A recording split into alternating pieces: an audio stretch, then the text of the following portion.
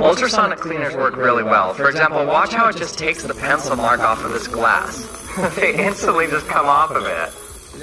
So how is this working? How can I clean things so well, like this bolt here? Notice how the dirt and grime just come off it instantly when I stick it in the ultrasonic cleaner.